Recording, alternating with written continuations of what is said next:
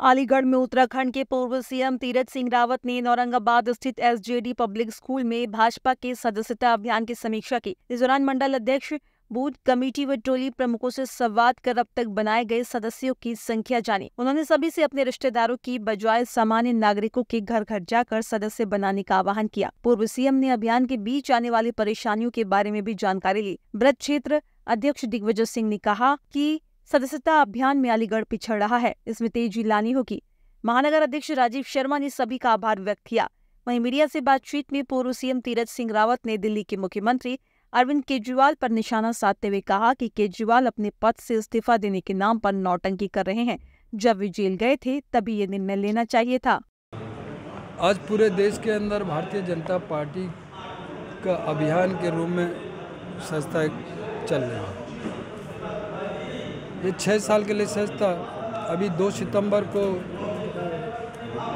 माननीय राष्ट्रीय अध्यक्ष जी के द्वारा प्रधानमंत्री मोदी जी को और वरिष्ठ नेताओं को सदस्यता दिलाई गई। उसके बाद प्रदेश स्तर पर वरिष्ठ नेता सदस्य बने और अब क्षेत्रीय उसमें और जिलों में ये सदस्यता प्रारंभ हुआ है। ये बूथ तक हम लोग ले जाने वाले हैं, तो बूथ तक घर घर तक टोलियाँ निकल रही हैं, सदस्य बना रही हैं। 6 साल के लिए सदस्यता होती है, लेकिन 3 साल बाद भी हमको फिर 20% बढ़ाना पड़ता है, क्योंकि हमारा चुनाव प्रक्रियाएं होती हैं 3 साल के बाद। हम लोग लोकतांत्रिक व्यवस्था से चलने वाले, संविधान को मानने वाले लोग हैं, जो कि अपना संगठन को भी उसको लेकर चलना, ये और पार्टियों में नहीं है। और पार्टियां तो केवल मात्र अपना संगठन बचाने के लिए उनको याद आता है, तब ये सारी चीज़ें करते हैं। हम लोगों की प्रक्रिया है, तो उसके निमित्त आज मैं यहाँ आया था, तो हमारे क्षेत्र अध्यक्ष जी, हमारे विधायक नगरी, हमारे अध्यक्ष जी, सारे लोग और अपने वरिष्ठ लोग सारे बैठे हैं, विधायक सब लोग, तो कैसे सदस्यता आगे ले जाना और उसकी समीक्षा, कितना हम बनाए हैं, क्या कर रहे, ये सब विषय थे। केजरीवाल जैसा नेता है आज तक शायद किसी ने देखा नहीं होगा। इतना झूठ बोलने वाला, जनता को गुमराह करने वाला, ऐसा नेता पहली बार शायद जनता ने देखा होगा। इस्तीफा देना होता तो जेल में था तभी इस्तीफा दे देना चाहिए था। झारखंड के भी मुख्यमंत्री ने इस्तीफा दिया था, फिर आ गया, तो कानूनी प्रक्रिया के तहत अब ये कह रहा है कि साहब इस्तीफा दूंगा। कितने दिन होगा इस्तीफा बोलते बोलते, बताओ ना मुझे, क्या यकीन है क्या? तो झूठा आदमी है। जनता को गुमराह आज अब नहीं कर सकते आप लोग। कल एक खबर आई, और देना हो तो देना चाहिए उसे। इतने घोटाले, इतने जनता के बीच जाएंगे जो कह रहे हैं। अरे जनता के बीच क्या जाएंगे? आपने इतना घोटाला किए हैं। आज भी आप मुख्यमंत्री की हैसियत से मुख्यमंत्री आवास नहीं जा सकते, कार्यालय नहीं जा सकते, सचिवालय नहीं जा सकते, आप साइन नहीं कर सकते, आप कैबिनेट नहीं बिठा सकते। डिसीजन कहाँ होते हैं? कैबिनेट में होते हैं ना। मैं भी तो मुख्यमंत्री रहा हूँ। कैबिनेट, हर डिसीजन कैबिनेट के अंदर होता है। कितना काम आपने जनता का पीछे कर दिया, कितना विकास का कार्य आपने रोक दिया। ये शुद्ध नहीं आई क्या? ये ध्यान में नहीं आ रहा क्या? आज भी कहेगी जनता तो देना चाहिए उसे। खबर ये है कि सर 3.0 मोदी सरकार इस बार एक देश एक कानून लागू करने जा रही है, क्या इससे इम्प्लीमेंट? निश्चित आज आवश्यकता है, ज़रूरत है। जनता का पैसा बचेगा। बार बार जो चुनाव प्रक्रियाएं होती हैं उससे जनता भी परेशान रहती है, त्रस्त रहती है, और पैसा भी खर्च होता है। ये किसका पैसा है? जनता का है ना। तो एक चुनाव, एक देश क्यों नहीं होना चाहिए भाई? हम हिंदी की बात करते हैं, एक राष्ट्र एक भाषा, वो भी हमने किया, मोदी ने कर दिखाया है ना सारे काम। तो ये जनता हित में है, देश के हित में। सर मोदी जी का जन्मदिन है, कार्यकर्ताओं आज सदस्यता अभियान की आपने समीक्षा की है, कार्यकर्ताओं से किस तरह की अपेक्षा? देखिए, प्रधानमंत्री मोदी जी का है, सामान्य तरीके से जन्मदिन उनका खुद का इस तरह मनाएं, तो लोग सदस्यता के रूप में अधिकतर अपनी सदस्यता करेंगे, जाएंगे। कुछ जगह अपना हवन कीर्तन भजन ये भी करेंगे, हॉस्पिटलों में भी जाएंगे, फल वितरण भी करेंगे, जिसकी जो इच्छा होगी वो करेंगे। तो संजय गायकवाड़ शिवसेना के विधायक हैं, उन्होंने राहुल गांधी की जीप कार्टन डालने वाले को 11 लाख रुपए के इनाम का ऐलान किया है।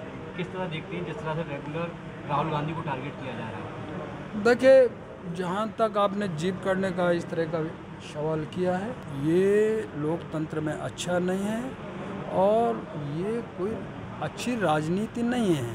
इससे गुंडा एलिमेंट, बदमाशों को बढ़ावा मिलता है। हम वैचारिक लड़ाई लड़ते हैं, हम मुद्दों की लड़ाई लड़ते हैं, हम देश हित की बात करते हैं, हम राष्ट्र हित की बात करते हैं, हम समाज हित की बात करते हैं, उन लोगों में हम हैं। हम ये इसमें मैं कुछ नहीं कहना चाहूँगा, इसमें कहेंगे तो कहेंगे ना। रावत जी, आप उत्तराखंड से आते हैं, वहाँ पर एक बहुत बड़ी रवाना इस वक्त चल रही है भू कानून की, जिस तरीके से हिमाचल प्रदेश में भी है, क्या मानते हैं, क्या उचित है वो कानून को लाना? देखिए, वो इसके लिए एक एक्ट बन गया, कानून के लिए एक समिति बनी है, वो अपना काम कर रही है। जातिगत जनगणना को लेकर बीजेपी भी अब सॉफ्ट कॉर्नर में नजर आ रही है, क्या कहना? देखिए, हमारा केंद्रीय नेतृत्व इस पर विचार कर रहा, सोचेगा वो। वक्फ बोर्ड कानून को लेके जहाँ संयुक्त पार्लियामेंट कमेटी होगी है, उसके बाद में कैसे देख रहे हैं आप, क्या लगता है इसके? देखिए, वक्फ बोर्ड जो था इस समय पार्लियामेंट के अंदर आने वाला था, किन्हीं कारणों से जो नहीं आ पाया, लेकिन उस पर संशोधन होना चाहिए और समाप्त हो, नहीं तो संशोधन तो होना ही चाहिए। उससे कोई ये नहीं कि एक समुदाय को नुकसान हो रहा होगा। इस वक्फ बोर्ड से उसी मुस्लिम समुदाय के नीचे तबके लोगों को भी दिक्कतें परेशानियां हैं और उसका नुकसान है।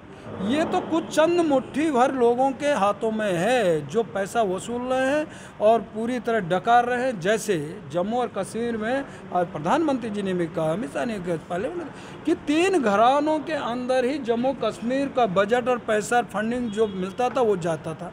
3 घराने उससे पहले, बाकी जनता तो 370-35 से ख़त्म किया तो आम जनता का विकास हुआ, सब ने उसको स्वीकार्यता दी है।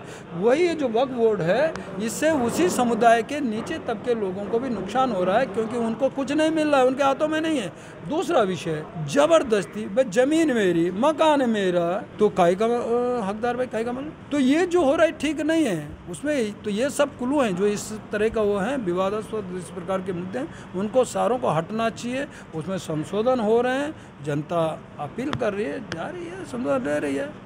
अपने वरिष्ठ जनों का आशीर्वाद मेरे जन्मदिन पर मिला है, क्योंकि समीक्षा बैठक के नाते हुए आए हैं और सभी यहाँ कार्यकर्ता भी उपस्थित हैं, तो मेरे साथ साथ उन सभी कार्यकर्ताओं को भी अपने वरिष्ठ पदाधिकारियों का मार्गदर्शन आज के दिन प्राप्त हुआ है। समीक्षा बैठक सदस्यता अभियान को लेकर हुई है, जो भारतीय जनता पार्टी ने चलाई है। 2 सितंबर को माननीय मोदी जी ने सदस्यता अभियान का शुभारंभ किया है। भारतीय जनता पार्टी विश्व की सबसे बड़ी राजनीतिक पार्टी है, जिसका ध्येय पहले सेवा है और सेवा के माध्यम से विकास कार्य करना है।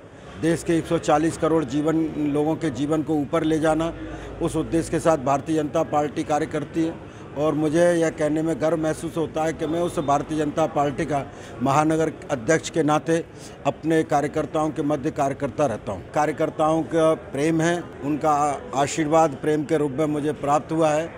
निसंदेह यह मेरे लिए बड़ा ही सुखद अनुभूति है कि आज हर स्तर का कार्यकर्ता, हर उम्र का कार्यकर्ता, पदाधिकारी यहाँ मेरे को शुभकामनाएं देने के लिए, आशीर्वाद देने के लिए उपस्थित हुए हैं।